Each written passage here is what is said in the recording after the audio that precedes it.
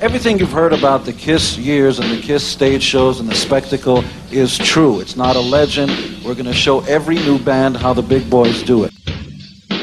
So look inside, you see the label. Well, look inside. Now, if you look at that label really closely, you'll see me in makeup ghosted behind the letters on the right side. You gotta get the Oh, yeah, side. There it is. See it? Yeah. And I'm doing this, I'm like pointing with the sticks. That's so cool. But it's really sweet. Yeah, the guy who made the drums, Billy Baker drum, he's really good, this guy. Now I'm in the best band. I was in some good bands, but now I'm in the best band. Hello, everyone. Welcome to Right Between the Eyes podcast, a KISS podcast with three generations of KISS fans telling you why we love it loud. I'm one of your hosts, Rob Myers, and welcome to episode 29 in our interview with Billy Baker. More on that in just a second. You can follow us at all our social media handles, at Twitter at RBTE podcast. We're on Facebook at facebook.com/Right Between the Eyes podcast. We're on Instagram. You can email into the show at rightbetweentheeyespodcast@gmail.com. You can find us on YouTube. And if you listen on iTunes, Apple Podcasts, rate and leave a review of the show. We will read that on as well. And I wouldn't do this show alone. Of course, I have Nick and Nico Caruso here. And what you guys are getting ready to hear is a really cool interview with Billy Baker.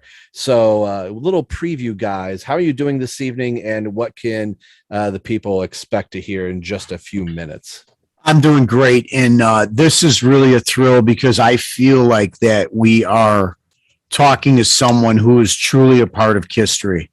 And when as you hear this interview and you hear this young gentleman, this very talented man, talk about what he's done and how he's become a part of really the End of the Road tour and some other really incredible things too. It's really fun, man. Yeah, man. And just to echo that, not only was he just an incredible dude, but it's a really incredible story. And you'll hear me refer to this a few times during the interview, but it's a really great human story. It's definitely not what I expected in the best way possible. And just when you think sometimes you're told, you don't want to meet your heroes because they might not live up to those expectations. Well, I think if you're a fan of KISS and primarily Eric Singer, I think you're going to walk away with a big smile when you hear our guy's story here. So it's really special. It's a lot of fun. And wow, I hope you enjoy, and please give him some love right after. Please, because he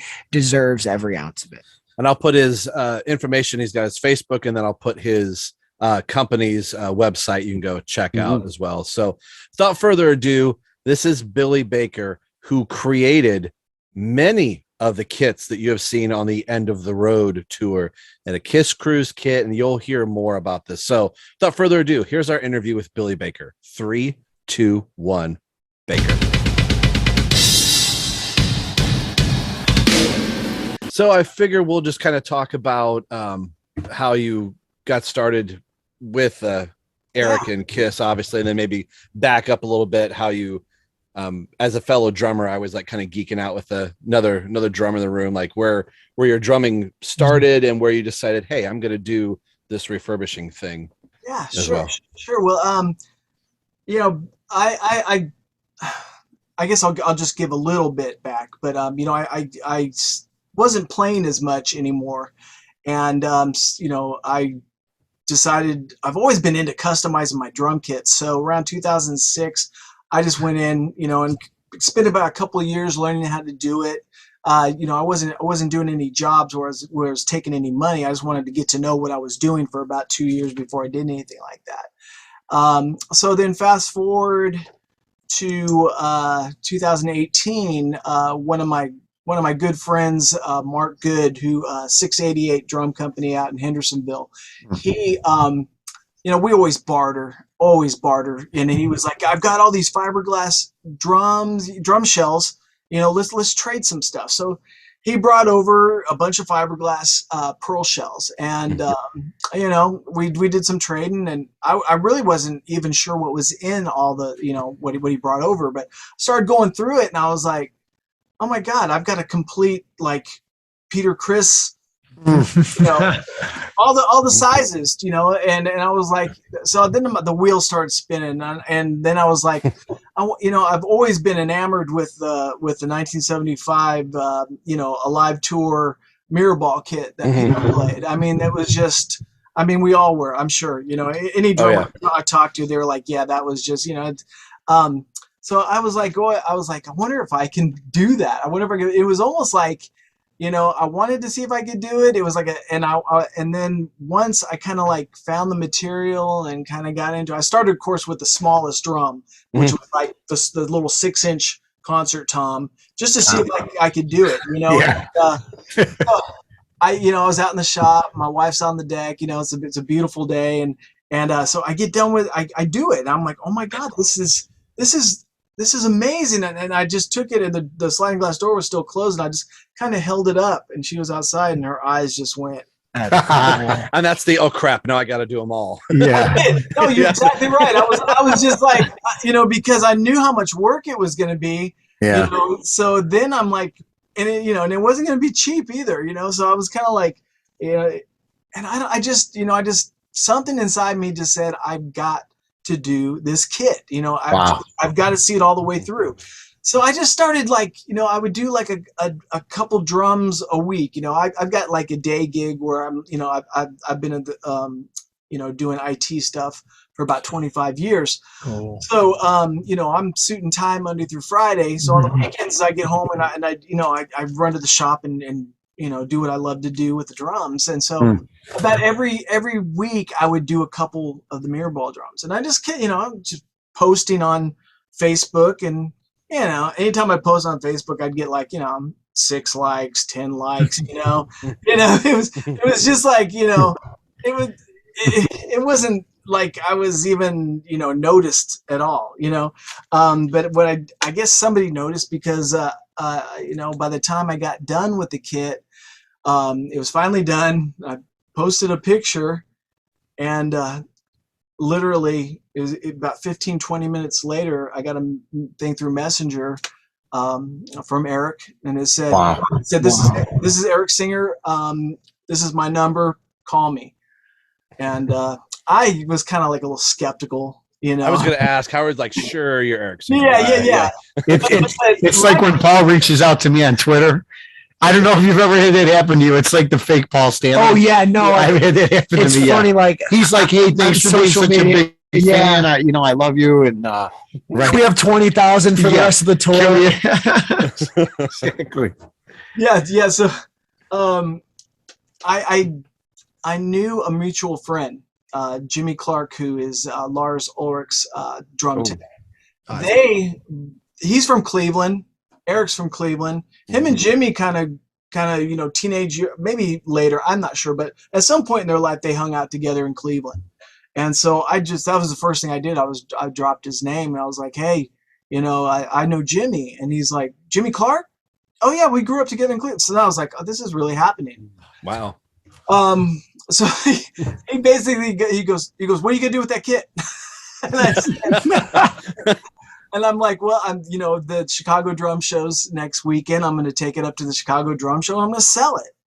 And he goes, I want that kit. Wow. That's cool. So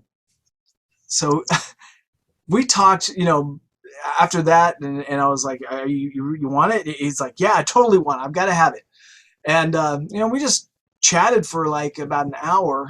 You know, I'm at work, but I'm like hiding in the break room, you know. Oh, at that point you have to be, right? Yeah. It's all hands on deck. You're talking to Eric Singer. Yeah. Well, you know, once things started rolling, anytime I got a phone call, my boss was just like, "You just go in, go take that," you know. So it was totally cool when all of it started really rolling. But I think what the plan was in Eric's mind when he first got the kit was he was going to use the one that I did, which was just a single bass drum, 22, with all, you know, the exact same toms. Everything was as close as I could get, you know, minus the cymbals, you know. And I think what his plan was he's going to use it on the Kiss cruise. And you know, so that was the plan. Well, we just kept, you know, every week we would talk a little bit more about it, and he's like, well, can we change the mounts? It's got to be a little sturdier. You know, those clip mounts and those stands are so wobbly. And so, and I'm like, well, the kit's kind of already done. You know, it's like, you know, and you know, you kept talking about doing more things to make it road ready or stage ready or just a little bit more, stable than it was back in the day. And, Mark Good had like this whole garage filled with fiberglass pearl drums. He'd been collecting for like 5 years, all these drums, because around Nashville, those fiberglass shells were real popular. A lot of the studio drummers, Tommy Wells would have, the fiberglass shells fitted for Gretsch hardware and whatnot. So, it was kind of like I had access to all kinds of shells, and I was like, Eric, if you want to do this, we could just start from scratch. We could just start from scratch, and of course we didn't know each other that well at that point, and he was like, did you sell it to somebody else? I'm like, no, man, I didn't sell it to anybody else. It's your kit. I'm just saying, if we want to do this the way we're talking about, let's just start from scratch with this. And it kind of thought on it a little bit more. And, if months went by, we're still talking about this every once in a while. This is before they even went into rehearsals for End of the Road. Mm-hmm. And, so yeah, I guess we're about 3 months of talking on the phone with this stuff. And, wow. And, I was on the phone with him. I was in a rest stop. I was in a mini mart, and he goes, well, I'm probably, he's talking. He goes, well, let's definitely do double bass. And he goes, and I'm gonna need 2 of these kits. And I'm like, wow, 2. two of these kits for the cruise. And he goes, no, you're doing the End of the Road kits. That's so cool, man. And I'm like, I literally got goosebumps. And I just did too, man. I'm just like, and my wife's looking at me like, are you okay? And I'm just kind of like, are you serious? And he's like, no, you're doing the kits. You're going to do the End of the Road kits. So then he's always so fun to collaborate with on this stuff, because he's totally into the details like I am, and he's got all these ideas, and we're just bouncing stuff back and forth. And, I think it took about 3 weeks for me to convince him to let me just put the tom mounts right on the drums, like old school, but we went with the newer pearl. They're like, where the tube goes through. They're not clip mounts, but they're So basically what we did is we took all these vintage fiberglass shells, pearl shells. We took the vintage badges and we took the vintage lugs.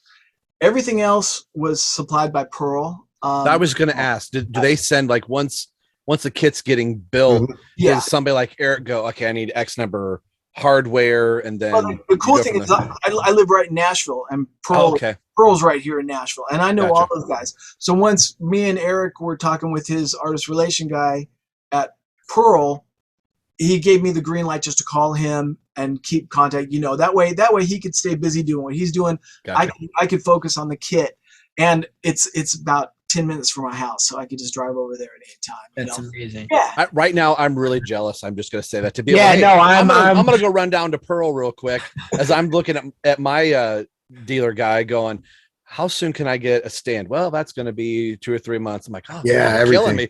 Yeah.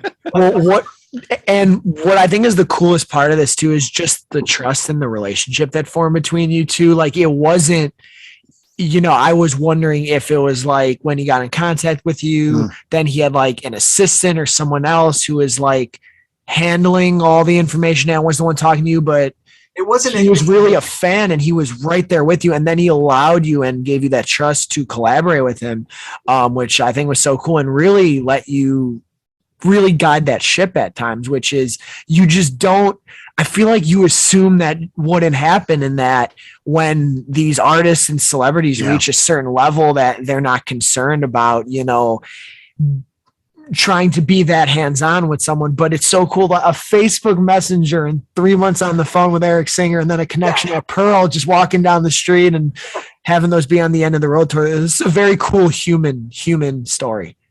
Well, thank you. It took a lot of phone calls and just getting to know each other, until that probably I would say the complete trust thing wasn't even there at that point. He was still feeling stuff out, which is understandable. He's got to, You know, I mean, it's like he didn't know if I was just some crazy fan or what. You know, it was just it took a lot of getting to know each other, a lot of you know, like I said, the collaborating and you know, most of the time we were exactly on the same page. That's And cool. I think that's what gained his trust was we would talk about things and I would say things like, no, that's exactly what I would do. It was almost like, you know, it was just like both of us were like speaking the same language on and you know, I was a fan. I mean, I was at Kiss Alive too, the first night in Los Angeles when Wow. I was 11. Yeah. This is electric. This is like the best thing I've ever heard. I was there. I was there. I probably had like 10 of those I was there buttons. Of course, I don't have one now. Yeah. But it was my whole family went. My stepdad, he wasn't my stepdad yet, but he was dating my mom. It was one of the first dates, and he took us to the LA Forum the first night. It's a hell of a first date. It's a hell of a first date. Mom, you have to marry this guy. Yeah, right, exactly. Yeah. Yeah, I was like, Dad. Where have you been? Yeah. You know, it was like, but we were on. I remember I was 11 years old, and we were on the 12th row. 12th row, right in front of Paul. You know, Yeah. and, Cheap Trick opened up. It was amazing. It was you know, my stepbrother caught a Gene pick. You know, of course, it's like one of those things where you're just like, you know, Cheap Trick opened up. I didn't care. I loved Cheap Trick. Sure, yeah. At the time, Yeah. I was just like 11 years old, just like, you know, and I was like already in bands by then. I'd been playing drums since I saw Creedence Clearwater, you know, when I was 5. Nice. You know? I mean, it was just like, you know, Beatles, Creedence, Three Dog Night. It was, you know, all that stuff. And also, I'd already had a band called Wizard Power. You know, that like when they That's a dope name. I'm in Wizard Power. we had one song. And guess what it was called? Wizard Power. Well, from the album Wizard Power, and that what kind of Black Sabbath did as well, you know. Black Sabbath. So was Peter your influence then? I mean, were you into the Catman? Yeah, I was. It was kind of Yeah. like, you know, I was really, you know, of course, Ringo, and then you know, Sure. Doug from Creedence. Floyd Sneed was a huge influence on me. But you know, I think this happened to all of us where we were at the record store and we were flipping through the records, and all of a sudden we're going through the K's, and then there's that first Kiss record, you know, and you just stop in your tracks. Yeah. You know? And I pulled it out, you know, and I was on my way, you know, because it just had everything that I loved about, you know, so yeah, Wizard Power, we dressed up as wizards, and you know, we were ripping off all that. It was just totally influenced by it, you know. So yeah, I was at Kiss Alive 2 the first night, and another cool story about that is that picture of Gene on the front of Alive 2, where you know his hair is all wet, you know, and it's just like an awesome shot of Gene, but you know he's soaked, and the reason why he's soaked is because the second night of Live 2 at the Forum, he caught his hair on fire. Wow. That's right. And they were filming for that Edwin Newman special, and you know, Gene he just wanted to, you know, blow this huge fireball, and he caught his hair on fire. And I remember the next day at school, I was like in 5th grade. My friend, he went the second night, and he came. He goes, "You're not going to believe this, but he caught his hair on fire." And this guy came out and had a wet towel and put it on his head. So when he put the wet towel on his head, and you know, it smeared his makeup everywhere. So he's just drenched. So that shot is from the second night. Wow. That's really wild. I didn't know that story. That's a great story. I didn't know that. Yeah. Well, that's the only thing that I remember it so vividly, that he caught his hair on fire and that he was doused with water. It just makes sense to me. It might not be what it is but in my mind, that's the only thing that makes sense to me, was he was completely drenched from getting the towel, you know, put on his head. So, you know, that's my story, and I'm sticking to it, man. There you go. Right Why on. not? You don't Right have to on. change. Yeah. So anyways, back to the Eric thing. We started on the kit, and we went through, you know, we just kind of specced out all the details, you know, certain things that were super important to him. And I just dove in because we talked about, well, it's going to be on the road. So at that point, we thought the drums might be in cases, but they ended up just being, once the kit was set up, it was just moved mobily from the drum riser into a truck. So the drums, I was going to ask. Yeah. they were never torn down after the kit was kind of, set up on there. It was just such a huge production and stuff like that. They would just, roll it in and roll it out. So Is that like, I mean, just for other bands, is that something common, or is that kind of unique that they do that? I would imagine, like with some of the, majors, like there, that it's probably The same way. Yeah. Especially when you're rolling that much gear in and doing that huge of a production, like the first run of the End of the Road, where they're that big, huge, turtle shell in the back. Yeah. I mean, all that stuff, it was, time was it was a lot of hustling, so anytime they could cut corners here and there, they did. So,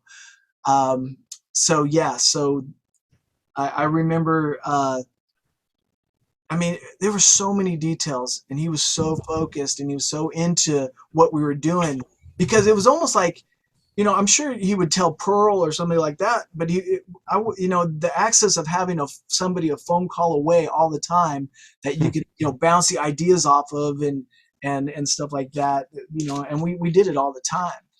So, we got done with the first kit and got it sent out, and they started rehearsals. That's that A&E documentary, when you can see, see him walking into the rehearsal room, and the mirror ball kit is there, and Lauren's there, and everybody's, that's the first time it was set up, and at that time it had the mirror heads with the LED flashing lights, Okay. Yeah. and we kind of thought that was going to be that was a kit. I actually have pictures of the mirror ball kit on the End of the Road stage in Vancouver with the mirror ball heads and the LED lights on it. So that was when, that was Friday night. The tour was going to start on that following Tuesday. So Friday night, I got a call from Eric and Lauren Wheaton, Gump. He's Eric's drum tech. They called me up and they're like, Gene and Paul are not digging the mirror heads.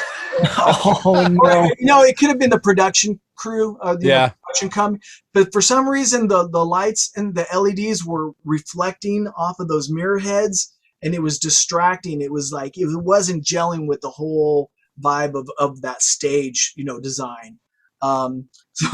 So Eric gets on the phone. He goes, I need you to make me 4 Kiss drum heads and have them overnighted on Monday. And, so the tour was going to start that Tuesday, which was in February? Yeah, February. Yeah, February. So Eric, I've never made a Kiss drum head in my life. I've never, ever, ever made a Kiss front head in my life, And he's like, I know you can do it.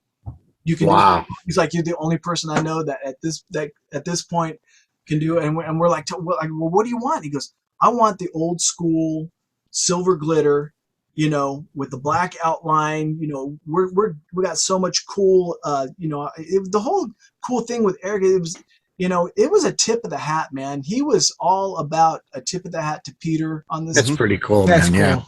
Yeah. He was all about, this will be so cool. This will be such a cool, it'll be a modern version. It'll be what I play. It'll be set up how I do, but I want that tip of the hat, to Peter on this.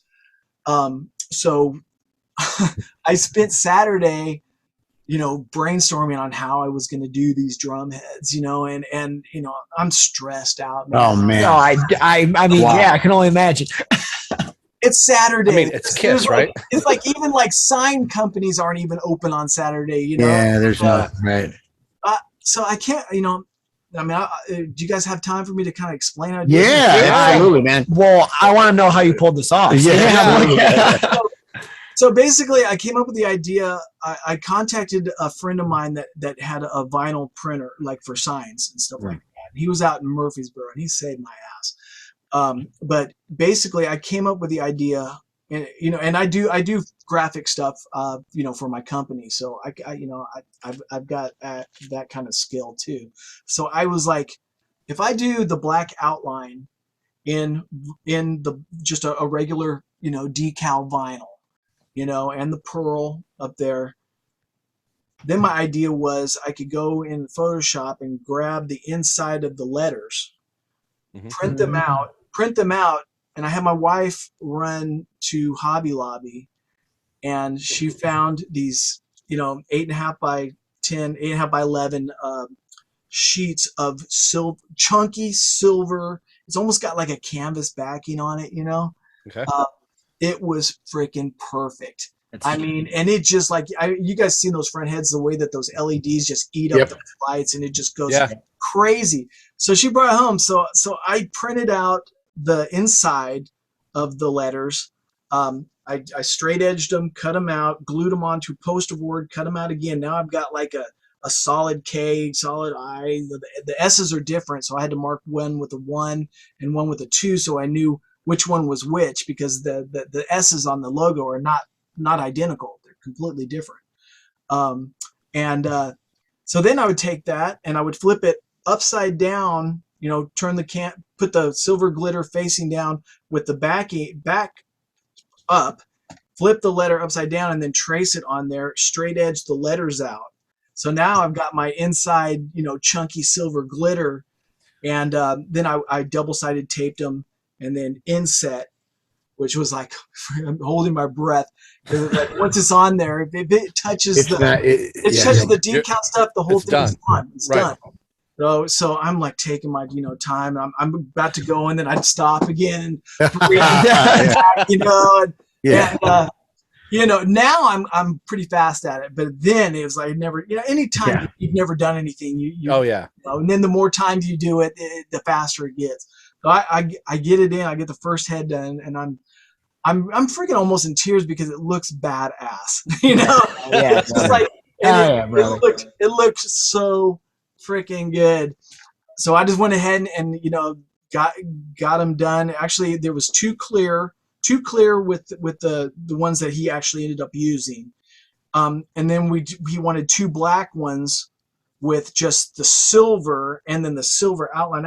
I was cutting stencils and doing all kinds of crazy stuff. But of course I knew they were going to end up going with the clear ones. So I got them overnighted. They made it there on Monday. Gump was taking the other heads off, putting those ones on there, and Tuesday night, there they are on stage. Amazing. Wow.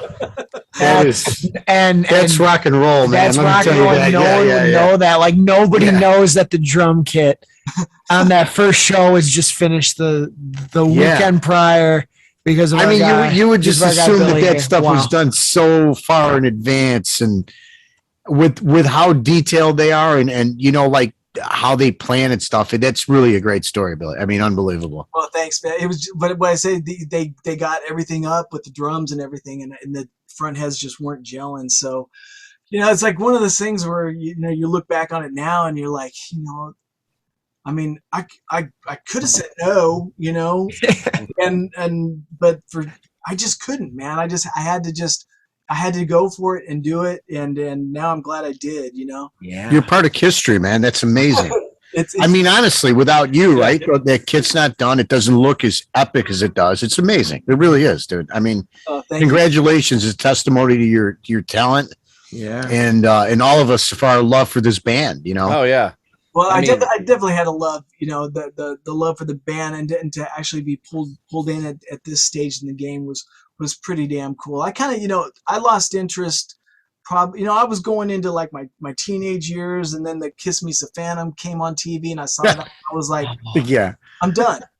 I because at that point when you're you're going into those teen years, you want something that's dangerous, man. Yeah. So I was heading into like Black Flag, and Circle Jerks, and all the punk rock stuff. Oh yeah. That was like to me that was just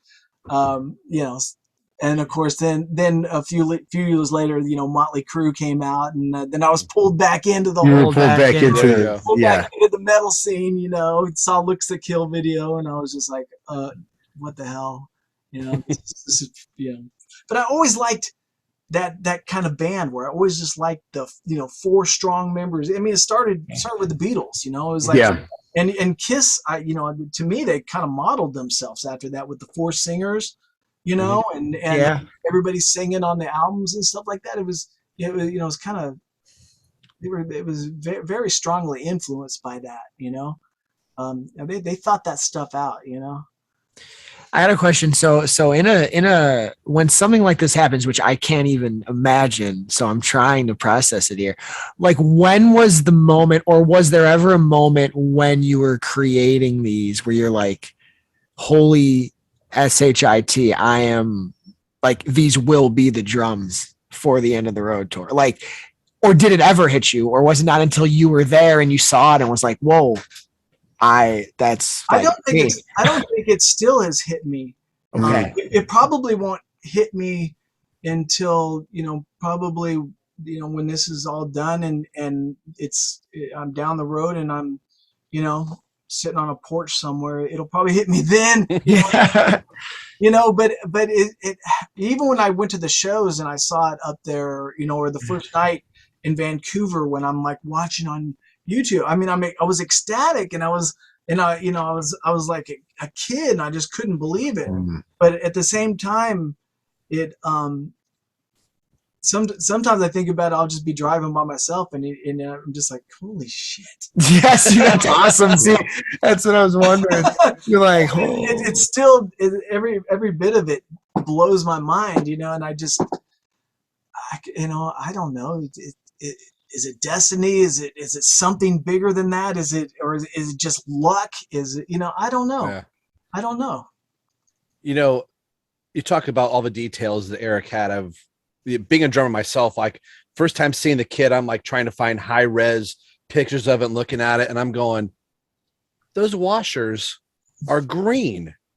The felts on the cymbals are green. So then I'm starting to look like, did you do the felts as well and do the washers? Do you have to outsource that, or is that somebody else? I found the washers, and I was kind of like, Eric, what do you think about? He goes, that's the shit I like.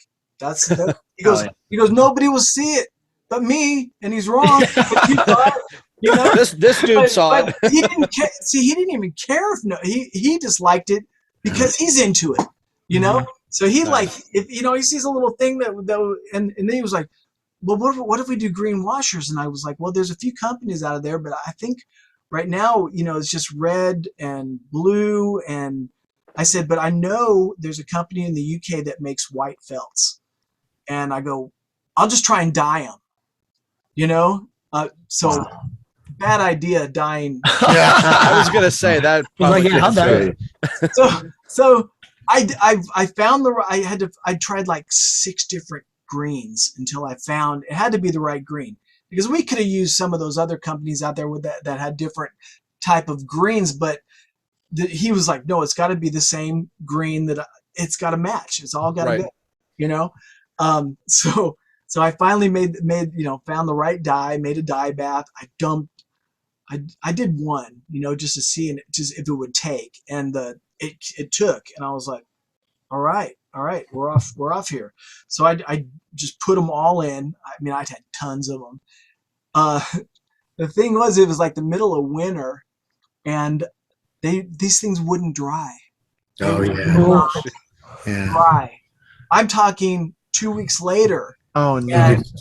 And they were still damp, to the point where, like, I'm shipping the kit, and it's probably 3 weeks after I dyed them. And I'm putting them, I made this nice little, kit for Lorne, that had like, backup lugs, because you couldn't get those lug casings because we were using the old style lug. So I made anything that could go wrong, I put in this case, and I put all the felts in there. And so they get there, and he's putting the kits together, and then I get this phone call. Billy, these felts are still damp. They were still damp. So, Wow. but they put them on anyways, and we just kind of like, went for it. But yeah, I'm glad you guys saw those kind of details, as far as Rob, you talking about zooming in on the pictures, Oh yeah. stuff like that. I've got a kid upstairs, and I was like, red's one of my favorite colors, and I'm like, can I do red felts? And my wife's like, what are you doing? I'm like, this guy Billy, I think he did it, so why can't I? She's like, oh my God. So now I just need to know that the dry time is going to take a lot longer. Well, they do make red. You can get red any day. Oh, nice. And I think a head that makes the drumsticks. Yeah. They make the red felts. So you're good, man. You're nice.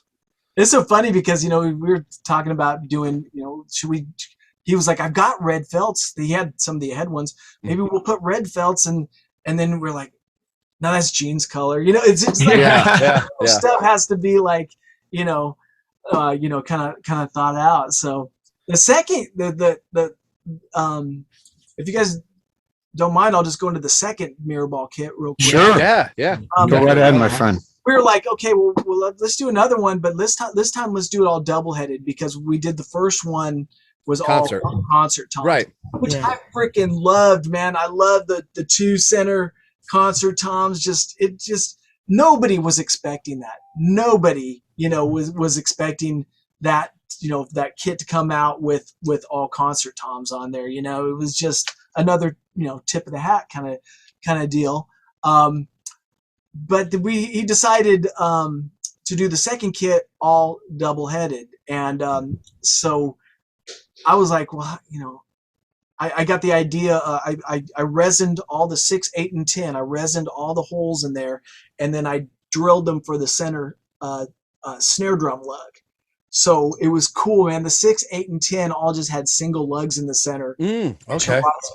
Going from both sides, which he just loved, man, because it was just so cool looking, having that single, lug on the smaller toms. Then we and I think on the double-headed kit, I didn't put mounts right on the drums. I think I put all opti mounts, which was, it was a little challenging too, because some of the hole spacing was a little different. So, and you only have so much play on the opti mounts too to be able to get those. I had to cut them. I had to take the out and slide it out, and I had to cut the rods to make the rods shorter so they would actually fit the 6, 8, and 10, Gotcha. drums. I had to I went with my little Dremel tool out, chopping stuff. And, so yeah. And I just happened to have a whole stack of those vintage, pearl fiberglass shell badges. Yeah. Like I was at Forks Drum Closet one day, and they were like, hey, you interested in these? And it was like a whole drawer full of these, new old stock badges. And so I was able to put the thin little fiberglass shell badges on there. Luckily I had a ton of the nice vintage pearl front badges, with the kind of coppery gold and the black, Yep. So I had enough of those to do both kits. And I even cut down 10x14 concert toms into snare drums, which were his main snare drums. So we were making 6x14 fiberglass snare drums from scratch out of Dude, amazing. 10x14. So all his main mirror ball snares were all cut down fiberglass snares that I had done. And then what was after that? The Kiss Cruise? Kiss Cruise, yeah. Yeah, I was that the Black Alive kit? Well, it was everybody calls it the Midnight Special kit. That's right. Yeah. It was a matte black, and it was an actual finish that Pearl had for like one catalog, and I've never seen another kit I've never seen, I don't even know, nobody even knows what happened to that kit. Eric's asked, really, Gene and Paul, what happened to that kit? And nobody knows. Huh? It was just a one and done on that thing. That's it. That is not it. Not okay. That was a kit that Pearl did for one of the Kiss cruises that they kind of mimicked it. Okay. Oh, okay. So Eric was like, the drum show was coming up again. He was like, wouldn't it be cool if you like did the Midnight Special kit? He goes, I thought that was the most badass kit. I like that whole look. He liked the whole tough, the tough Kiss, with the black leather and the and everything was dangerous, and it's just that's his favorite. And that's the kit Peter trashes right at the very end of it. Yeah, exactly. So he's like, you should do that. You should do that for the Chicago Drum Show. I was like, okay, well, I'll do it. So I actually did Formica on that. I found matte black Formica and did all the shells in Formica, which I had to use like a really aggressive glue to get the Formica to want to adhere to those fiberglass shells. After I did it, he's like, oh shit, I love it. Okay, turn it into a double bass kit. You want to see that? Want some more? So we were back to that place again. We were like, okay, we're gonna turn that into a double bass kit now, and that was on the Kiss cruise, and it was also on the makeup dates that were just done in the U.S. And you saw them. We just saw it. You guys saw it. I didn't go, but yeah, he unfortunately couldn't go. So that's awesome. I think that's about the time I think I liked you on Facebook, because I saw the black kit show up there, and you had put something like the new End of the Road kit, and I was like, because I think you had. I want to get to the kit he's playing over in Europe in just a second, where you were showing pictures of those, but you said like this is the U.S. kit, and I was like, oh, he's not using the mirror ball kit. So I think Nico too. It was those few U.S. date shows were kind of like a little special. Like, oh, we're the only ones getting to see the this cats kit. And everything too. It was a special couple dates there. That's look at that. He's got the model. He's got the model. That's awesome. Okay, so we're gonna go to Bill's house. We're gonna take my little pony. We're all on our way tomorrow.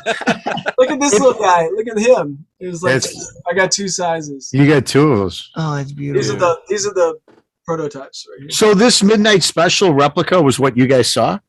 Yeah. Well, it started out as the exact replica, and then you added, of course, to it. Yeah. Then we just totally took that all apart and turned it all into another double bass kit. Yeah. Which, man, it looks so good on stage, man. Yeah. Sometimes you Sexy don't know as hell. You don't know how, and it looked tough. Yeah. Especially it had the same exact finish as the Cats. Cats had this kind of they're matte black, but they almost have like a silvery kind of sheen that reflects off of the material. So it went really well together, and it just kind of really looked tough and badass, So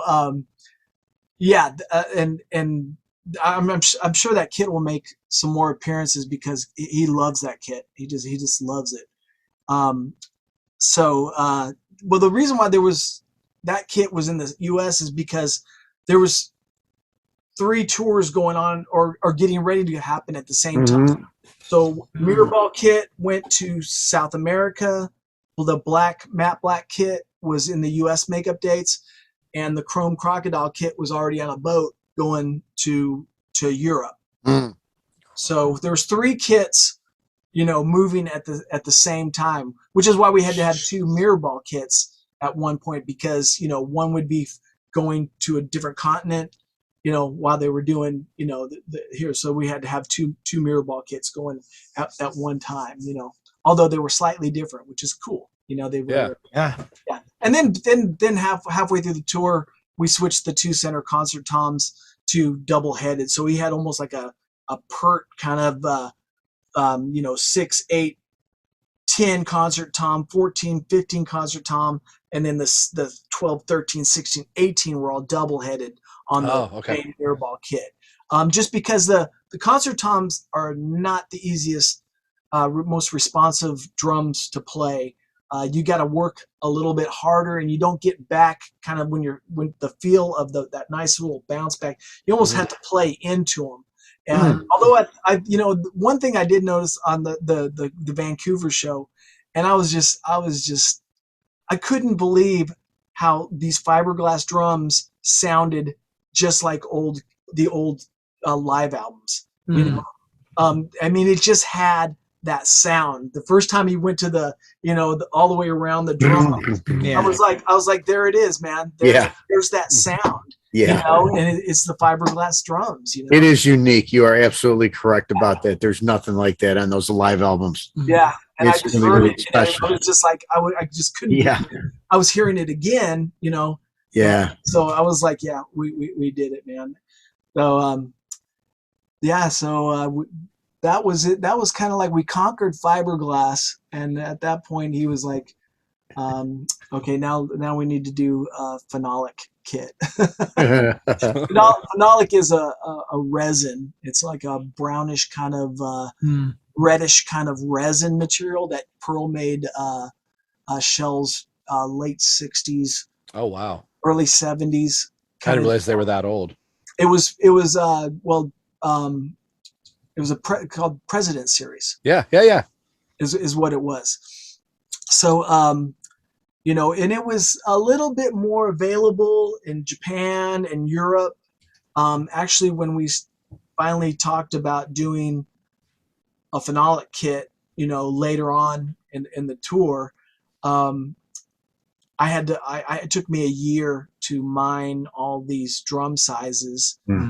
And believe me, it's very common to go and find a phenolic kit in your basic 12, 13, 16, 22. They were just basic, that was the setup you bought, kind of deal. But to find all these, and I couldn't have done it without having connections over, my buddy Max that plays in a tribute band over in Germany. Max was helping us find, the shells we needed over in Europe. And I found the 18-inch phenolic floor tom in Canada, which I never thought I was going to find that. It was like finding a unicorn, that was just, and I found it on like Musico around, of all places. Oh, really? You just look anywhere at that point. You're just like, so, we got the shells. And he's like, well, I want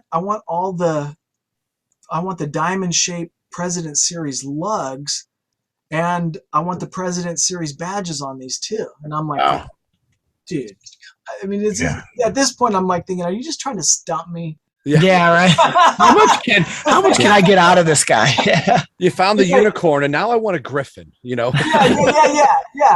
So, I had to I searched for these lugs it took me a year to find as many lugs casings as there, and I had help. You meet drummers at the drum shows, and you become. Drummers. The group of friends I have just meeting at these drum shows, these guys are just incredible. They're just they're such good people, man. I just enjoy seeing them at all the. It's like a family. It's just like a drum.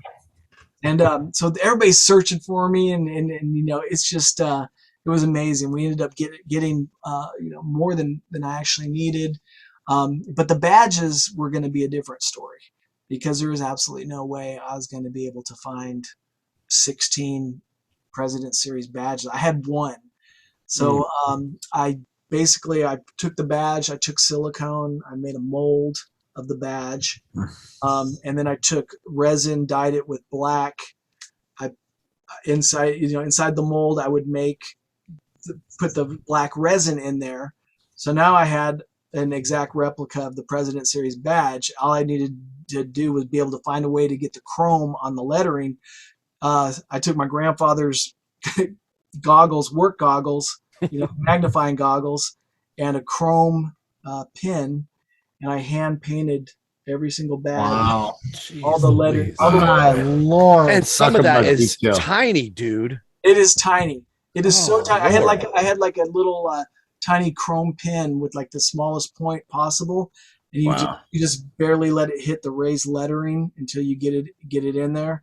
That was a whole new level of detail right there, man. That's like borderline cuckoo details right there.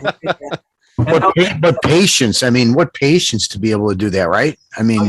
It was wow. So I did 16 of the badges and had those already. So now we've got all our badges. Now we got to come up with a finish. We still hadn't decided on what we're going to do. We're throwing some ideas around. I had the idea for the cats, and I had the idea for the chrome crocodile, when the tour started.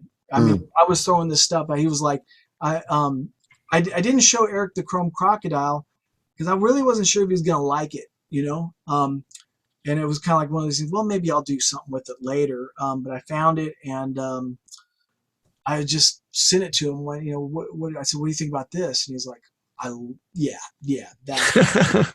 It's a great looking finish. It's so cool, and it like soaks up the LEDs, like where the mirror would reflect. The Chrome Crocodile kind of just soaks up color, and it was so, I mean, there'd been companies that have used it before, like Vox, Trixon, there's been some alligator, crocodile kind of finishes. And what pissed me off is like, I had the material, I had this stuff ready to go. And then Vox reissued that Chrome. It was like an alligator. It wasn't as cool as I think as the one that I did. It was more kind of swervy, blocky, but it's like, I'm like, oh my God, they just did this right as I'm starting this kit, Ahead of yours. So, but it is what it is. They're just freaking drums. Who cares, This guy. Yeah. So, I mean, I started in, I had all the phenolic shells. I had to, resin some parts, and finding, we couldn't find 24-inch phenolic shells. And Eric was kind of digging, going back to 22s at that point anyway. So we just went with 22 kick drums on this kit. And what do you guys think about the green heads on that? I love the green heads. I think that is brilliant. Now, is that the Remo color tone? Yeah. Okay. So I talked to Remo, and of course he uses attack drum heads. Mm-hmm. There's certain things that they don't offer that we had ideas for, like, when Eric uses the bottom mirror heads and stuff like that, those are not, but everything else is attack. His freaking snare and bottom heads, that he uses from attack are amazing. I mean, that combination that he came up with, it sounds so good.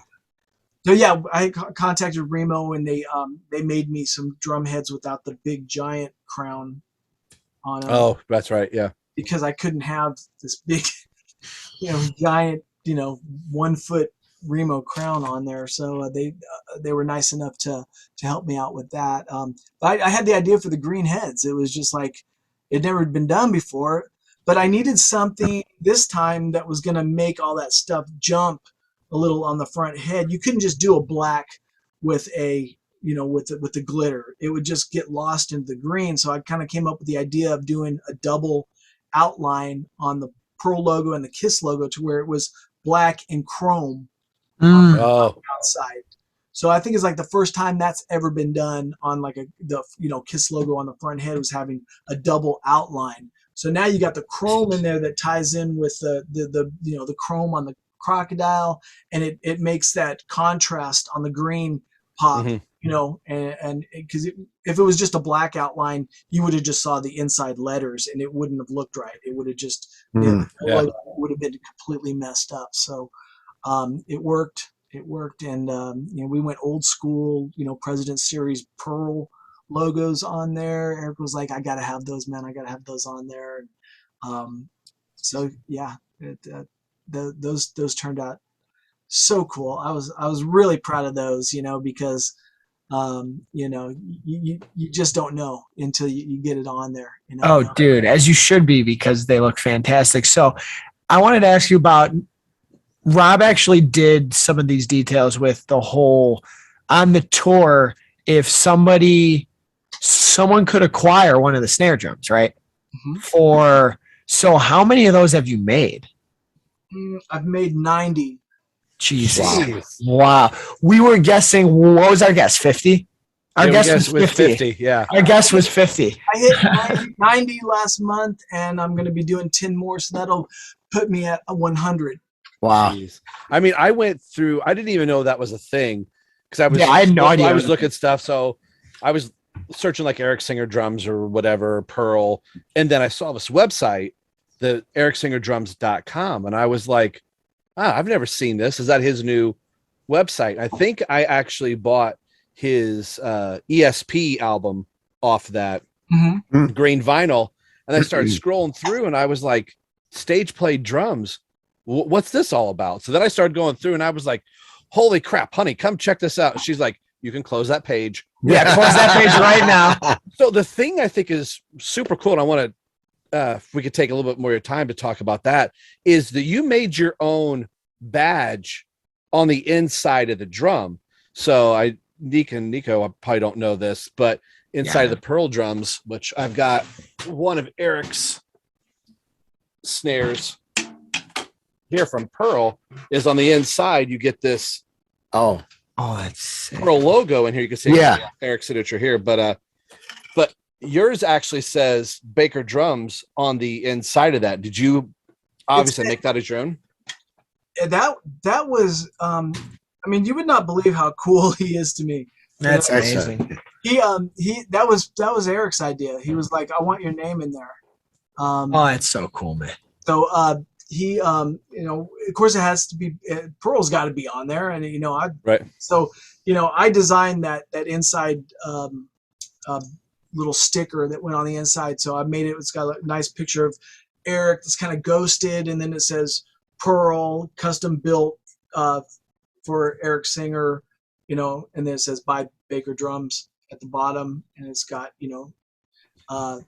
the Kiss Rock and Roll Over, with the lightning bolts. Oh, That's awesome. That's Stuff like that. So we just kind of collaborated on that, and I mean, it's just amazing how, like, dude, he did like a interview with Modern Drummer. He was on the cover. It was the first time a whole band had been on the cover of Modern Drummer. But it had the mirror ball kit on there, and Eric had Modern Drummer do a side piece on me. I just read that the other day. If there's a PDF on Modern Drummer. In his interview, he had them do a side interview, just like you guys are doing right here, that explained the whole story of how all this happened, and he had them include me in on his interview, which I love that respect by him for you. Kind of like we touched on at the top of the show, just that respect and trust he had in you, and then to really want to give you that credit, I think is so important.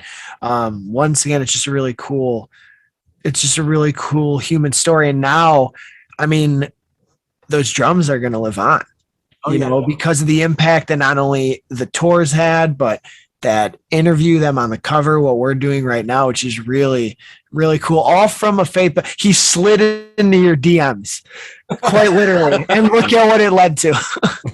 It is one of those stories where you just like, it does happen. I never thought it would happen to me, but just one picture changed my life. One picture, but I mean, freaking how amazing is that the guy, is that cool to, like, he didn't even have to let anybody know that I even did this stuff. And I that's what I'm saying.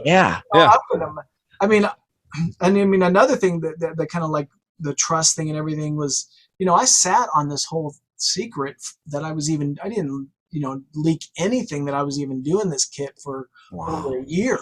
I was, doing this all in 2018, I was it was a discipline. It was like a nice practice and discipline on doing the right thing, Yeah. And not, I don't know if I was in my 20s, 30s, if I probably would have really messed it up, but, being old, I'm 56. So, being a little older, I think I was in a better place to handle what was happening and to be able to do everything right and not screw it up, as far as like, the trust. I mean, trust me, man, I've gotten so many messages of people wanting to buy front Kiss bass drum heads, wanting to, go sideways and have me build a mirror ball this or a mirror ball that. I don't do any of that, man. I do not, want to jeopardize that friendship. Oh no. Yeah. The badge that is on the stage played snare drum, the little ES, is that your creation as well? He had those already. Okay. Dale from Fortune Drums, he did all the like I think the 2012 mirror ball kit. Okay. Those were Yeah. half-inch pieces. This was a little bit smaller. These were like 5mm on this kit, which was more like what Peter had. But I think Okay. Dale was using those badges Okay. for Eric's custom snare drums and stuff like that. So Dale was kind enough to send those badges to me, and then we just started using them on the stage played snares, Nice. which just worked out perfect. Looked great, but we're out of them now. I was gonna say, yeah, the literal end of the road and the end of the drums are in It's sight. still going, man. We got. I thought the chrome crocodile kit was going to be it, but there's more stuff going on. That's awesome. I can only imagine. We won't ask.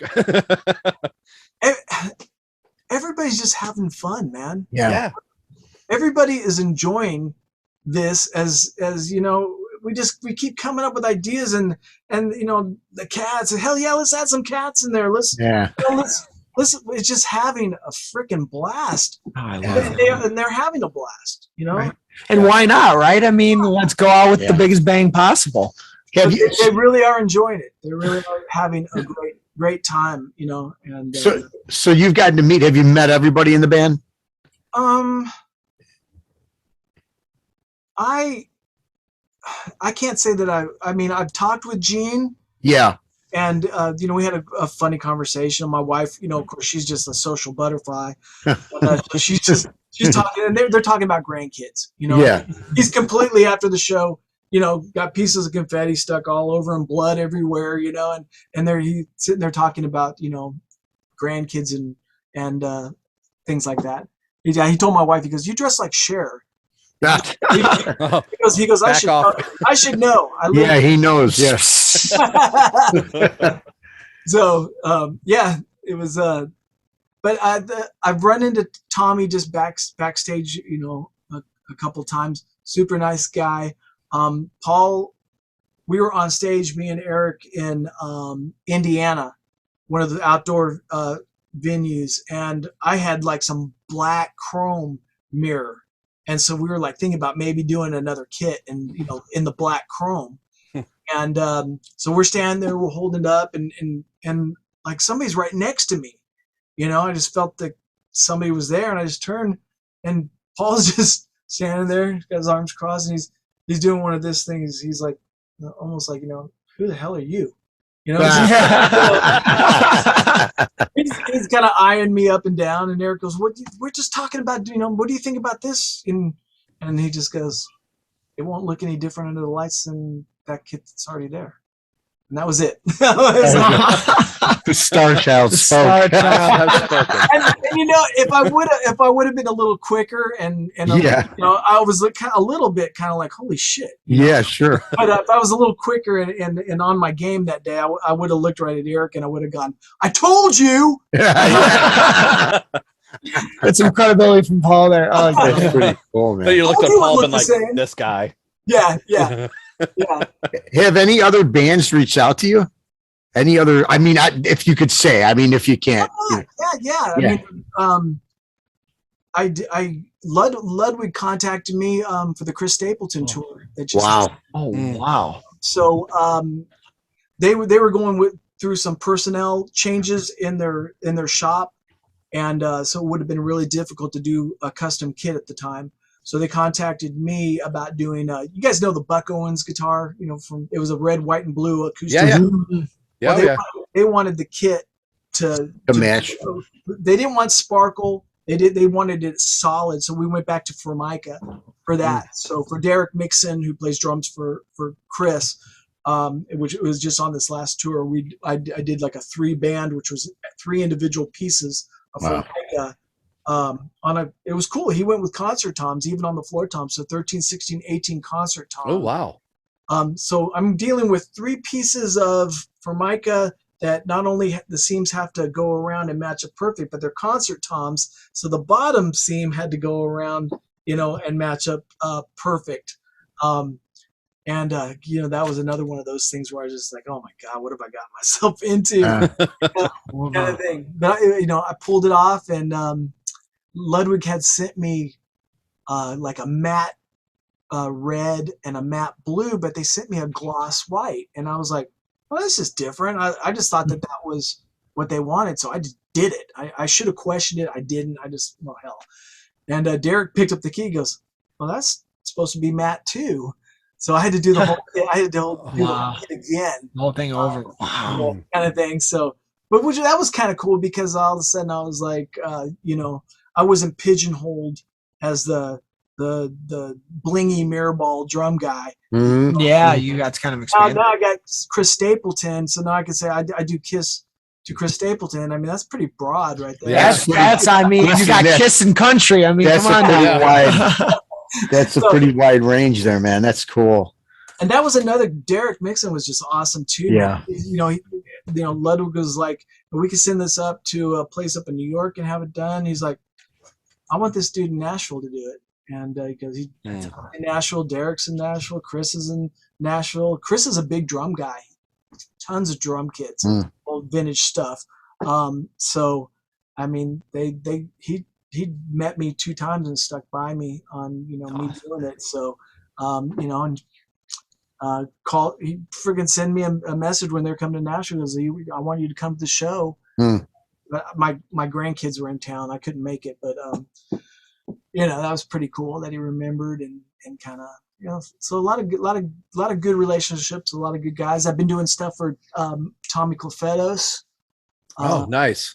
Yeah, I did some stuff for like he went back to Sonar, so we've been doing a few things, doing some re-raps right now for him, and you know, I talked to him like right when he was flying out to go do the Motley thing. Yeah. He called me 2 days before. He's like, hey, he knows my wife sews. Like, she's done like custom thrones for Eric. We, you know, the canister thrones. Yeah. On his kit, and he also has a canister throne. Well, my wife did the tops. She did the Schwinn bicycle, you know, material That's tops, cool. and she did one for Brent Fitz from Slash. So she did the stars on the back. It looks so cool. So he knew that she sewed. He's like, hey, can your wife make me like this really cool leopard skin vest, you know? And this is like on Wednesday, and I need it by Friday. I'm flying out on Friday. I'm like, yeah, she can do it. I didn't like even ask her, you know. It's like second time I've done something like that to her, and I just, and it wasn't because I was just like, I was just so proud of her, you know. I know her talent, so I was just like, hell yeah, she could do it, you know. And she did. She pulled it off. It like laced down the sides, and so it was like 10 o'clock at night, you know, on Thursday before we had to have it delivered. I'm sitting there punching eyelets, you know, in this skin vest, you know. And you know, he wouldn't tell me what it was for. I was like, come on, you know, what are you doing? He's like, you'll see. And I'm like, okay, all right. And like 2 days later, Tommy Clufetos sits in for Tommy Lee on the Motley Crue tour. Yeah. Is Tommy done, or is he? I haven't paid attention. Is Tommy? He's got some broke ribs, so I think you know, he's playing like as many songs at the beginning. Oh, I see. And then okay, he posted a picture last night. I think he closed out the show last night, but Tommy, I think, actually started the show. Okay. If I read the post right. Yeah. Okay. Yeah. Yeah, I mean, it sucks, you know, but you know, accidents happen. I guess at least he's out there, man. At least right. He He's could have stayed at home, but Ricky Rocket had just tweeted like, you know, Tommy's out on the road with us. He wanted to do the show, so I think it's kind of cool. Tommy could have been like, well, I'm going home back to LA. Yeah. Lick my wounds, but he's out there on the road, probably, and the doctor's going, dude, what the hell are you doing? You know? Exactly. And you know, I mean, people are giving him shit, but man, everybody I've talked to that's had a broke rib, it ain't nothing to play with, man. No. It is physical of a drummer as he is. I mean, you're talking like cymbal hits up here, your whole everything. Yeah. He's just a real aggressive, you know, drummer. He's a great drummer. He's a great drummer, man. You know, I mean, one of the cool thing about Tommy was he had this groove, almost like a dance groove, that he brought. Like if you lit a Shout the Devil, the thing that separated that whole record from the rest of those bands was the grooving drums, man. You know, those were like, it was just, he had this real kind of dance kind of groove on all the beats. You know, you listen to Shout and there's shakers and tambourines going on in the choruses, you know, and it's moving everywhere. You know, I always decide, you know, I think unfortunately, I think that some of his personal life diminish what people kind of view him as a player. His talent. Yep. Yeah. Absolutely. Yeah. He's freaking phenomenal. Yeah. Great. Yeah. We'd have to, I mean, you brought it up. I have to ask you your top 3 favorite drummers, like people that have inspired you, you know, to be who you are, to follow your dream, to. You know, well, like I said, to start off with, you know, Floyd Sneed and, you know, Doug from Creedence, you know, Ringo, you know, then I think I got into, you know, of course, Peter Criss. I mean, even Eric will tell you, man, those early years, man, he was on fire. Yeah, and he had that groove too, right? He was. Yeah, you know, and it was different. You know, there was that chemistry. That you know, chemistry. Sometimes, you know, a band doesn't need the best players in the world to have that chemistry. Yep.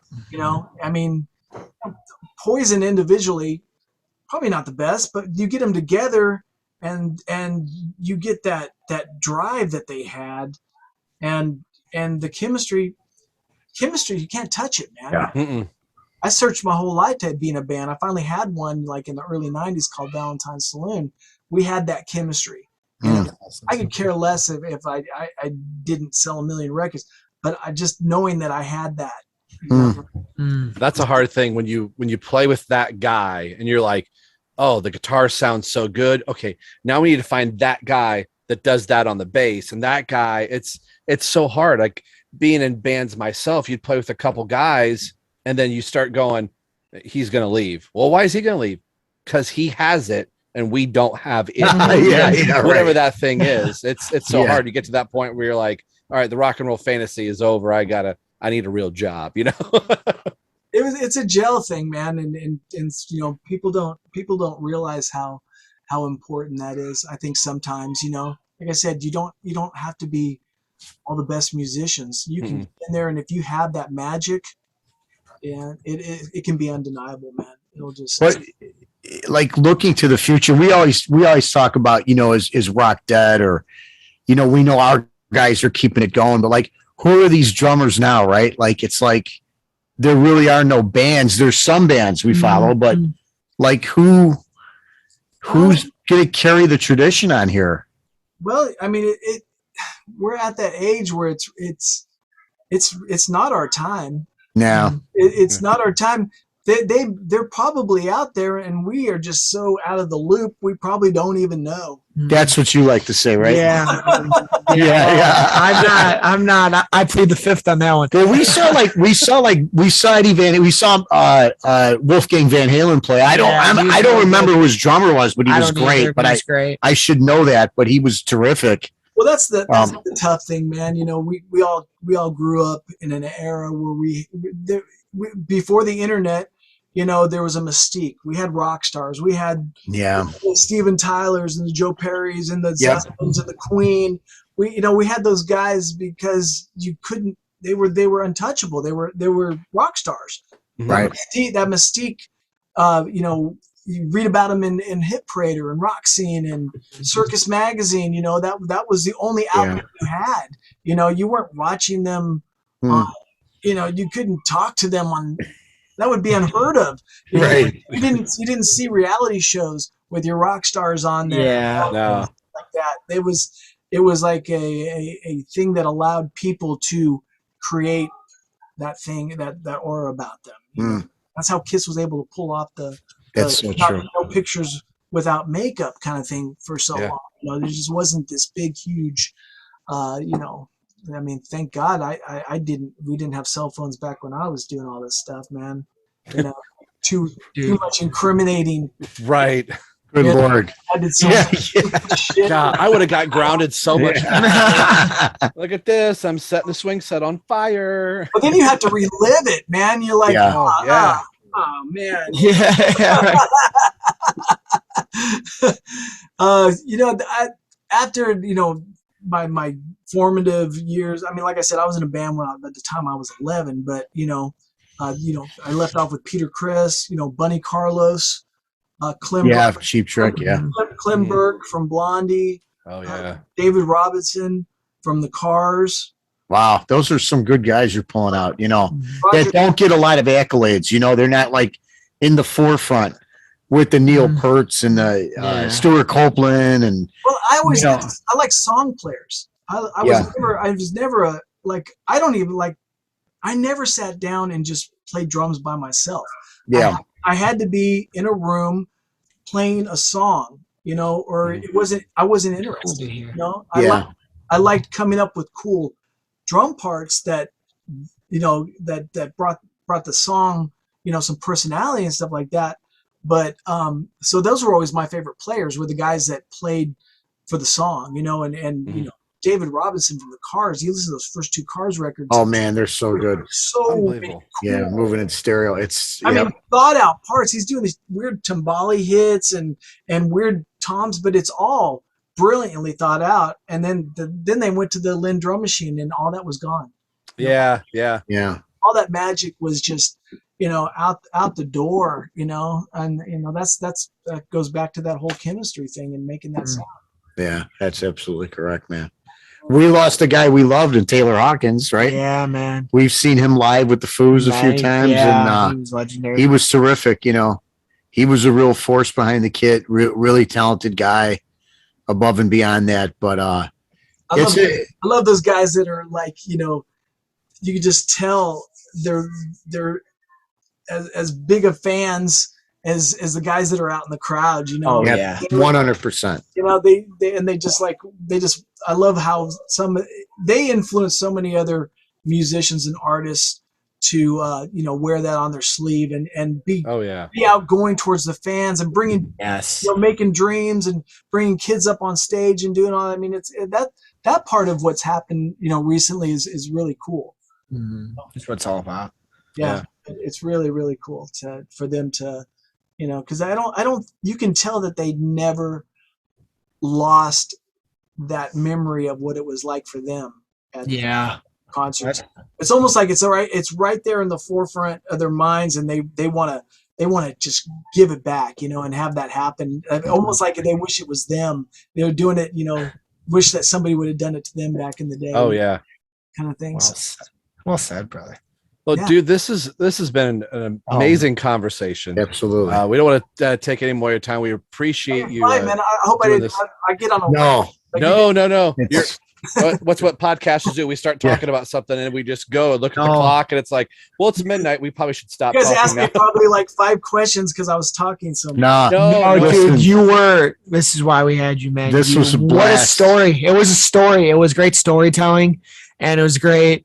It was not only a great story about human connection, but we had great human connection here on the show, and I can't wait for everyone to hear this. It's going to be awesome. And it's a great education into music, into drumming, into the nuances of what goes into that. Because I think, I never thought about the detail that you talked about yeah, today. dude. I know nothing about And drums. This was tight. I've been to hundreds of concerts. I've seen everybody. I've been very blessed in my lifetime to pretty much catch everyone.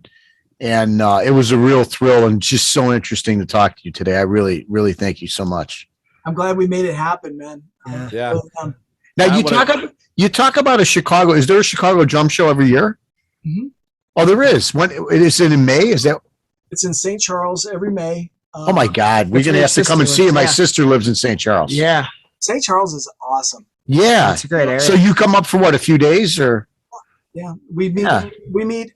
We do a Thursday night thing in Rockford with a small group of us that are real close and stuff like that. And we meet in Rockford on Thursdays. We go to Load In on Friday, and it's just a big family reunion. Everybody.